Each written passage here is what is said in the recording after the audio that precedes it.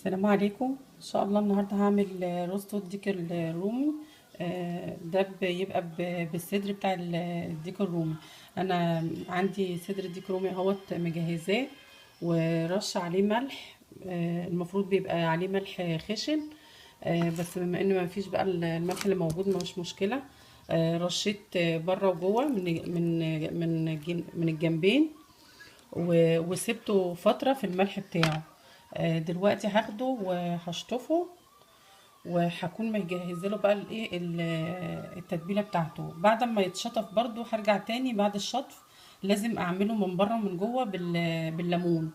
الليمون مع الملح بيضيع اي زفاره في الطيور، يعني مش شرط ان الديك بس، مع الفراخ مع البط يعني بيبقى حلو الليمون لما بتعمليه بره وجوه لاي طيور عندك.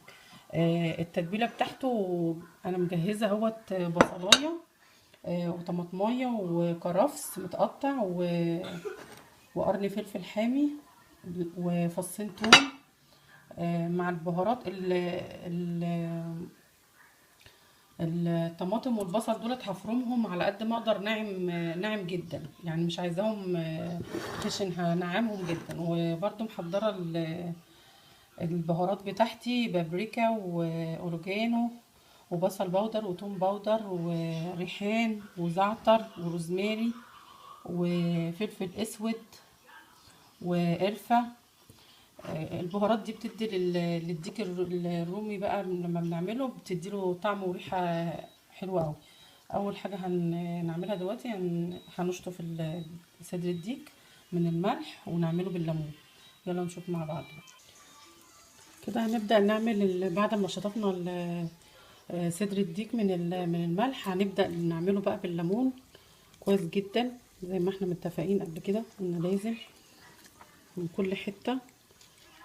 كمان لسه كمان هنحط معاه برضو بشر ليمون او بشر برتقان، برضو بيدي طعم وريحة حلوة. من الجنبين هقلبه برضو، اعمله من الناحية التانية كده. حطينا الليمون اهوت في كله من جوه ومن بره من كل حتة، وتأكدنا الليمون دخل في قلبيه. هنحط بقى التتبيله اللي احنا عملناها، اللي احنا فرمناها جامد اهي، مفرومه ناعم خالص. ولما نيجي نحط التتبيله ما نحطوش بقى من الناحيه ديت علشان خاطر دي مش هتشرب التتبيله كتير.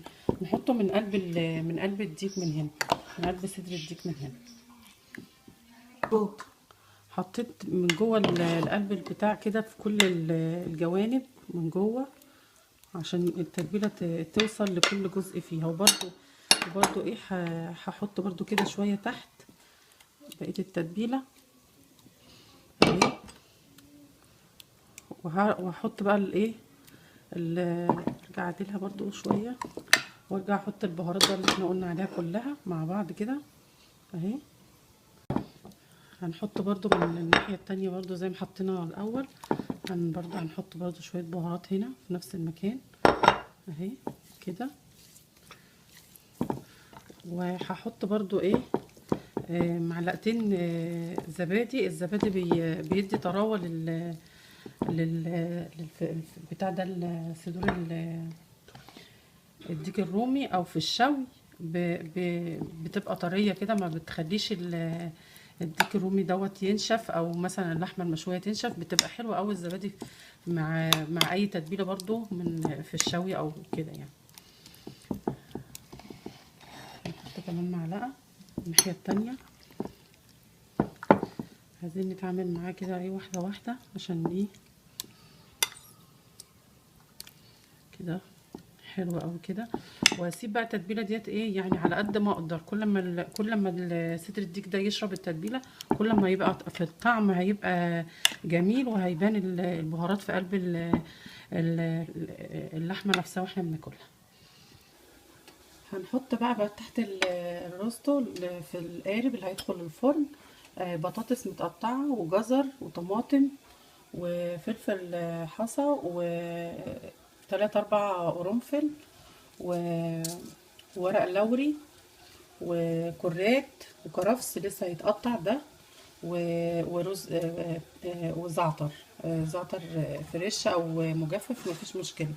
ده هيترص وهيتحط فوقيه اللي هو صدر الديك. نبدأ نحط بقى في القارب البصل كده، الطماطم والجزر والكرفس. الكرفس بيدي طعم جميل للأكل، والكرات. كل ده هيبقى تحت الروستو، هيدي لبعض ريحة. وورق اللوري ده والزعتر والفلفل الحب والقرنفل. اخر حاجة هحطها التوم، 4 فصوص توم متقطعين كده. القارب جاهز اهوت، يا دوبك هنحط بقى هنعمل بقية الديك بعد التتبيلة، نربطه كويس وندخله الفرن. كده شكل الديك اهوت، صدر الديك بعد ما اتبل وربطناه بالشكل ده. طبعا انا ما قدرتش اصور وانا بربطه، لان انا اللي بصور، معلش. ان شاء الله المره الجايه اعمله. والقارب اهوت جاهز بالخضار بتاعه، هنحطه بالشكل ده. وانا حطيت عليه مسحته كله بالزبده من بره ومن جوه قبل ما اربطه، وسخنت الفرن. كده بقى خلاص هنحط هنقفل بورق الفويل وندخله الفرن. حطينا جوه في الفرن اهو. هنسيبه بقى ايه في الاول على نار عاليه خالص، يعني حوالي مثلا ساعه، وبعد كده نرجع نهدي عليه ونسيبه بقى يستوي. انا كده هبدا اعمل اللي هو الرز، اجهز الرز بقى بالخلطه. انا عاملاه بالقوانص والقلوب. في اللي بيعملوه بالكبد والقوانص او الكلاوي، انتوا براحتكم. دي لازم هعملها الاول علشان ما بتاخدش سوا الرز.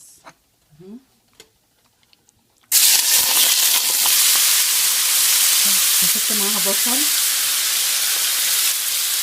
بصل مفروم وملح وفلفل اسود.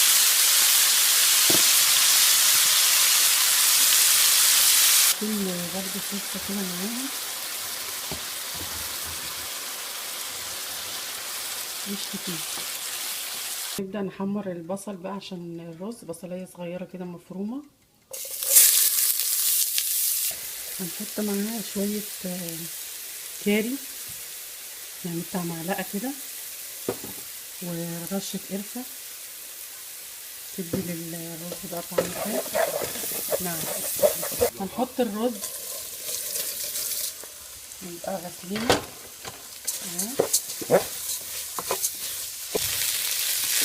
كده، نقلب. هنحط بقى القوانص والقلوب اللي احنا عصجناها قبل كده وتبلناها، وهنقلب برضو. ريحة البهارات مع الرز تحفة بصراحة، يعني الريحة جامدة، وإن شاء الله يطلع الطعم برضو جميل. هنكون طبعا مسخنين الشوربة، لو في شوربة. أنا عندي شوربة عشان كده حطها، لو مفيش يبقى مية اهي. بس كده، ويا دوبك هغطيه كده. هوت الرز مش هكتر الشوربه بتاعته، انا عايزاه يطلع مفلفل ميبقاش ماسك في بعضه. طبعا هنشوف الملح بتاعنا متظبط وكله تمام. هنغطي بقى ونسيبه يستوي. كده شكل الرز اهوت استوى خالص، وما شاء الله طالع مفرفر، وريحه البهارات فيه تجنن. يلا نطفي بقى ونشوف برضو ايه الرز اللي في الفرن. كده شكله اهوت ما شاء الله. يعني بس نديله بقى ايه، يعني كمان ربع ساعة كمان عشان ياخد اللون حلو كده ونخرجه. شكل القارب اهوت بعد ما خرجناه من الفرن. شايفين شكله عامل ازاي؟ بسم الله ما شاء الله. خد وقته، والخضار بتاعه اهوت، يعني شايفين الصوص اللي نازل منه، يعني ده محتاجش ان احنا نزوده لا ميه ولا حاجه، هو استوى منه فيه. دلوقتي احنا مش هنقدر نيجي جنبه ولا نقطعه خالص غير لما يبرد، علشان خاطر ايه اعرف اقطعه لازم يبرد خالص. لو اتقطع وهو سخن ممكن يتفرفت مني. كده الروستو برد خالص اهو. هنبدأ نشيل بقى الخيط اللي احنا رابطينه ونقطع بقى واحدة واحدة، مشويش خالص ونتخلص من الخيوط دي.